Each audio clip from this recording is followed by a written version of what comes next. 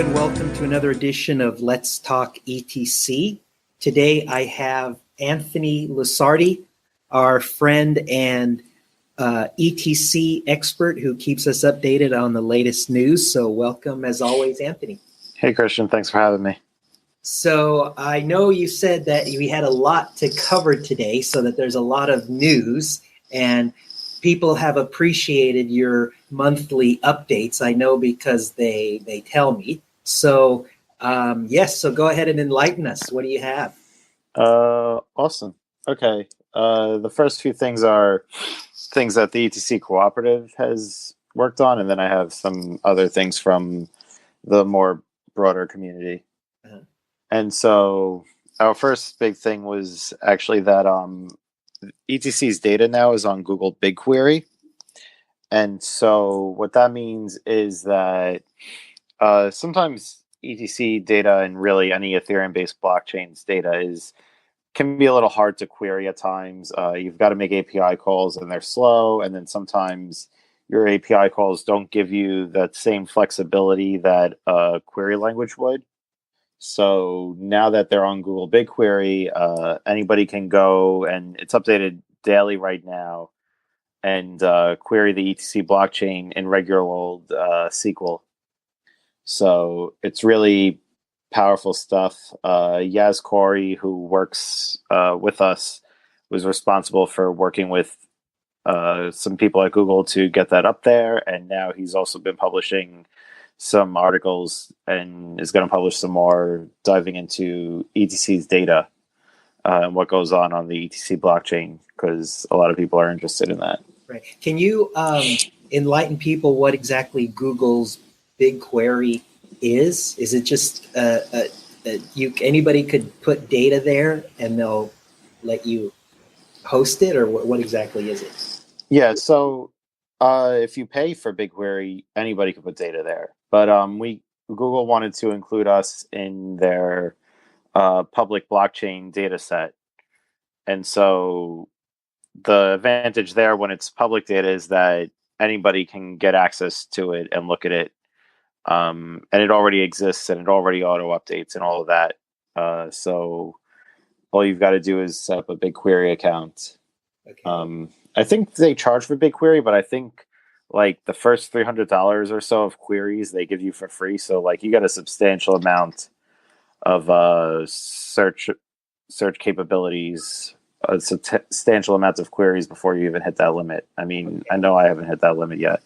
Okay, yeah, because that would, I mean, if you're doing SQL queries on the ETC blockchain database, that's a lot of computation. So it would make sense that eventually they would charge for that, yeah. Yeah, it is, but it's really cool. And it's nice to see Google also, take notice of ETC. Definitely. Oh, and I mean, I know I've done shows, people have talked about analyzing the blockchain for various reasons, like to try to help with investing, try to find, potential money laundering, but using machine learning. So there's all kinds of people with different ideas to analyze the blockchain. And so anything that makes it easier to access that data is certainly welcome. Mm-hmm. Cool. All right. Yeah. And one of the other big things that came out of ETC Cooperative is that we hired Bob Summerwell a couple weeks ago. Mm-hmm. So that's been going great. Anybody who's familiar with the Ethereum side knows that Bob has long been involved with Ethereum, and now he's come over to help out at the ETC Cooperative. When I first met Bob, he was pretty much the friendliest person I had ever met. So we're really happy to have him, and he's got loads of connections, loads of knowledge. So he's a real asset to the ETC Cooperative. Right. Yeah, I had him on the show, and he's always been, ever since I've been involved with ETC, and then before that a little bit with Ethereum, I've always seen his name pop up on Gitter and other places. And so, so that's great that he's supporting ETC now. Yeah, exactly. He's been around since the very, very beginning of Ethereum.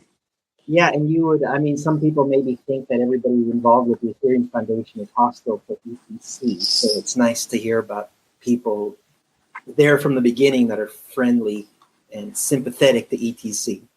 Yeah, I would say the majority of people within I guess you would call it the upper echelons of Ethereum, I would say that they're either friendly or ambivalent to ETC. Okay. In general. And, even ETC Cooperative has previously received contributions from the Ethereum Foundation, completely unprompted, completely no strings attached.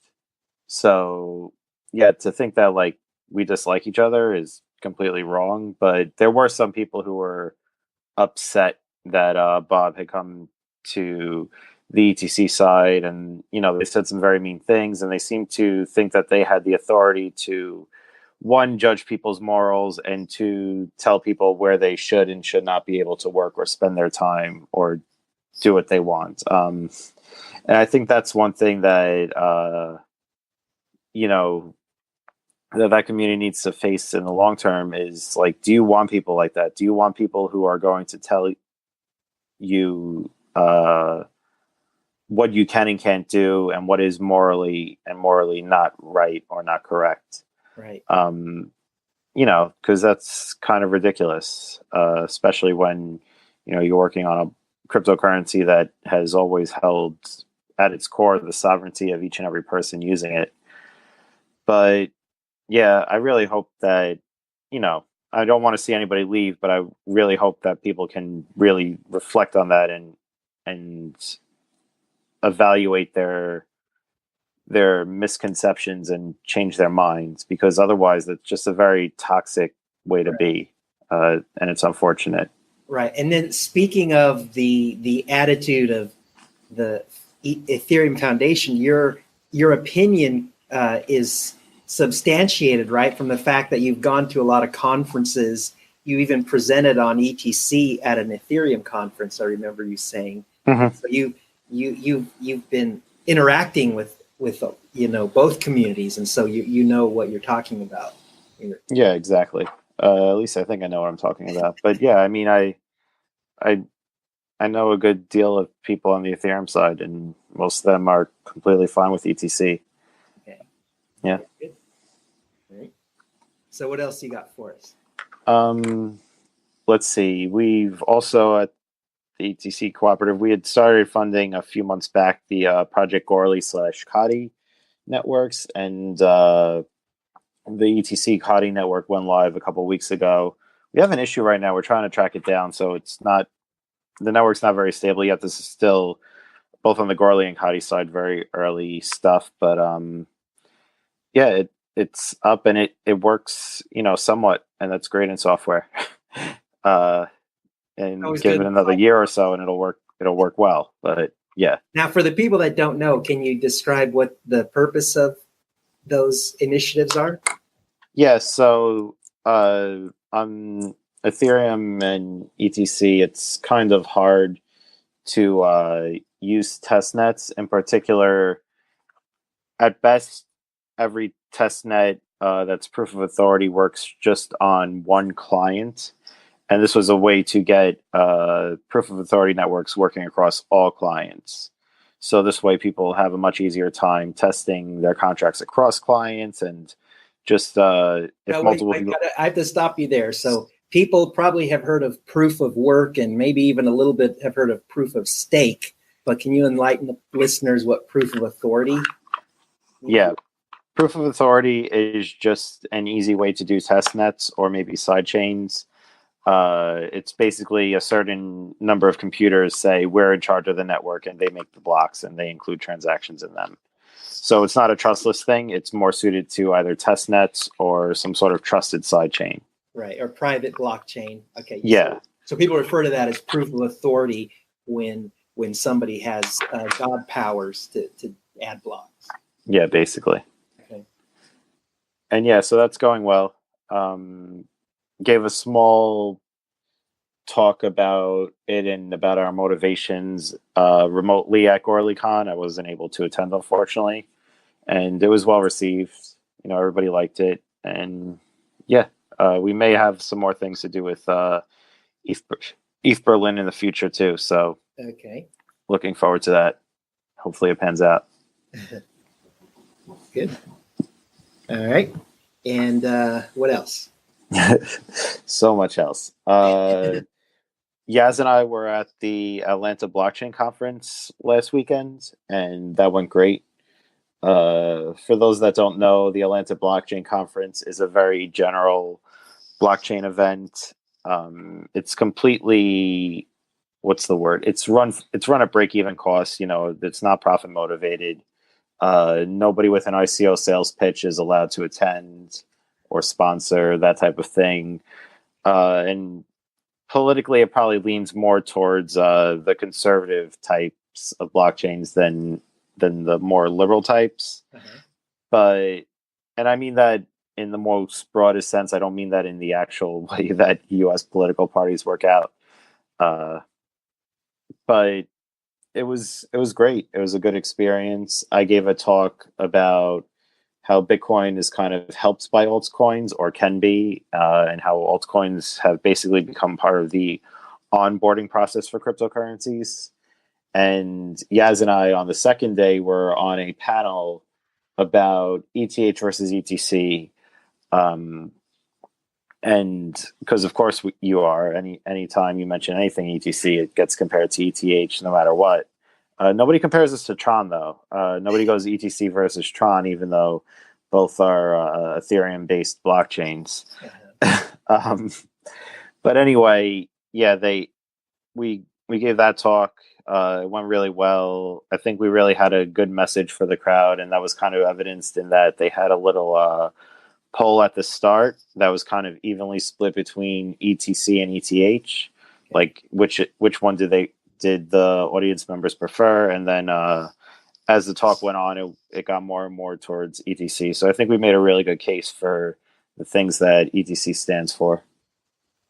Whoa, wait. So what you're saying is people don't know about the value proposition of ETC, but that if they were enlightened, if they were informed, then they would have they'd have much more interest in ETCs, because that's what you're saying, right? When your poll, when you did it before and after. Yeah, I agree. I think they'd like it more and they'd understand it more. I think these things are some of the most important things. I even argue that ETC keeps Ethereum immutable.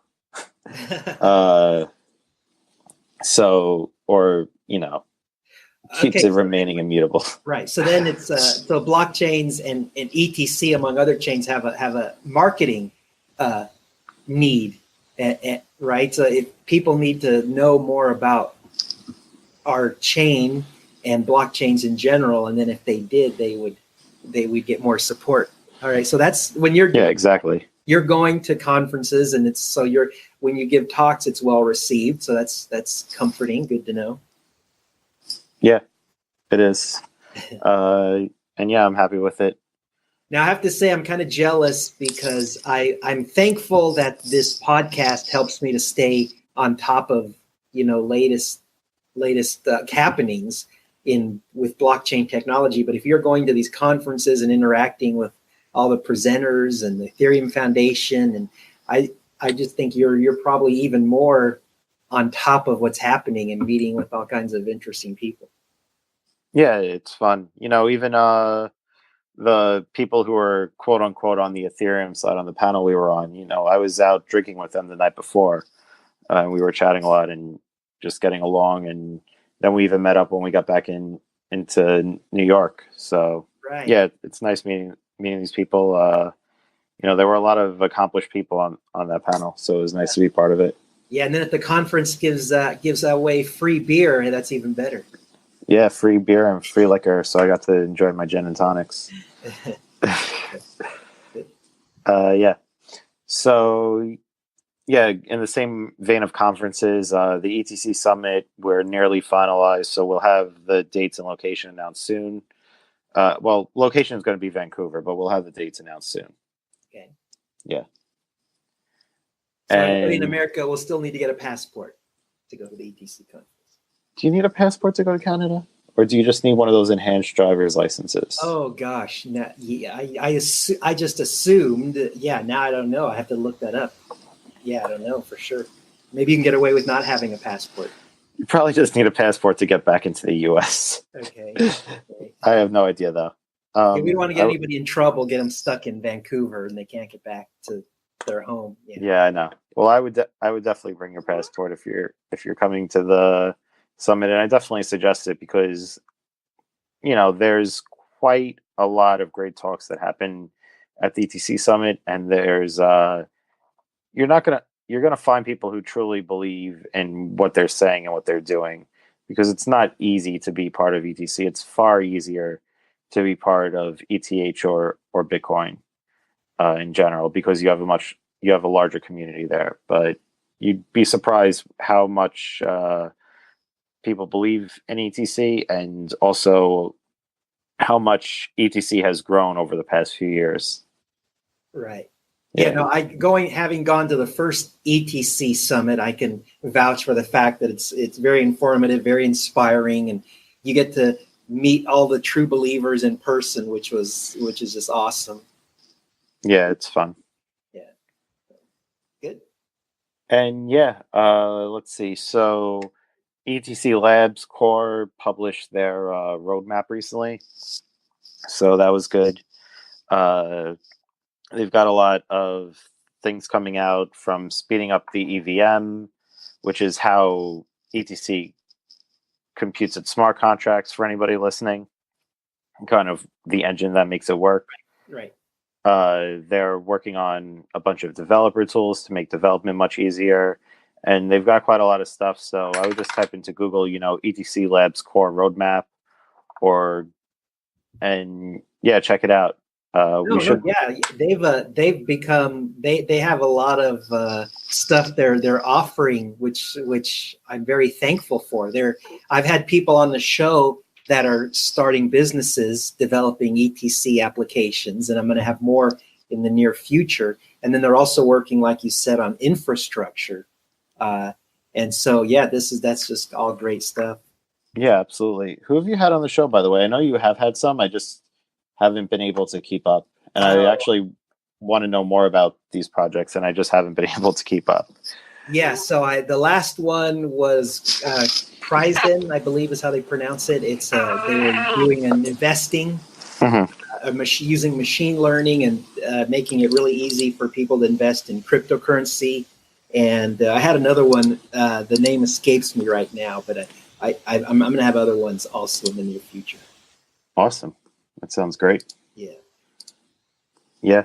I really got to do that. It's been on my to-do list for a while now to go and read up on these, but okay, I know what it was. The first one, they had like a hosting service, make it easy for new developers to get started with ETC.